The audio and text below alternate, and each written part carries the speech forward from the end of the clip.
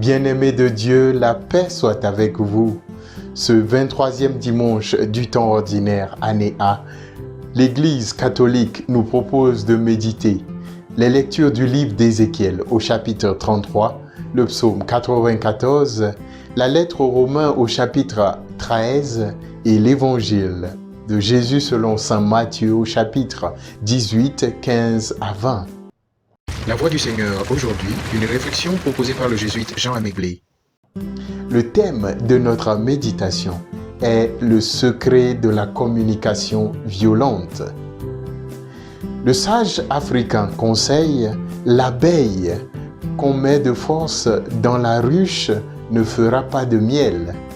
Autrement dit, la force et la coercition n'a jamais incité une personne à révéler ses potentialités, à collaborer efficacement à la réussite d'un projet. Les lectures de ce dimanche reviennent sur nos attitudes et nos réactions envers un frère ou une sœur qui agit mal.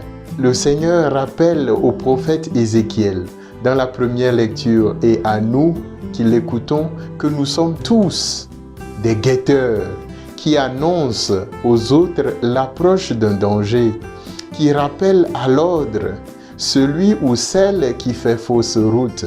Saint Paul précise dans sa lettre aux Romains que nous avons des dettes à payer aux autres si nous ne les aimons pas.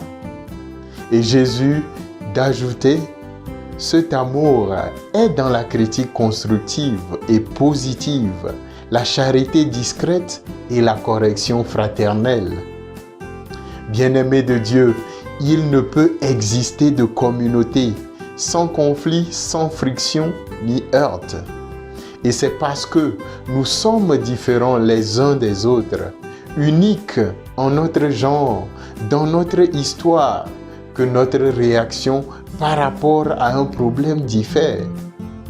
Il est possible que les autres ne nous écoutent pas, simplement parce que nous ne savons pas bien parler ou nous ne savons pas quand se taire. C'est pourquoi dans nos traditions africaines, ce conseil tient bien.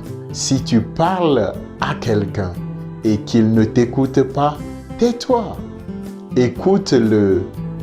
En l'écoutant, tu sauras pourquoi il ne t'écoutait pas. Jésus et plus tard la science nous donnent le secret d'une communication non violente. Une communication où nous avons toutes les chances d'être écoutés. Il faudrait distinguer 4 grands niveaux dans notre manière de faire les reproches. Premier niveau, observation. Qu'est-ce que je vois et que l'autre voit ou ne voit pas dans cette situation? 2. Émotion. Quelles sont mes émotions, ce que je ressens et qui est différent de ce que l'autre ressent? 3. Mes besoins.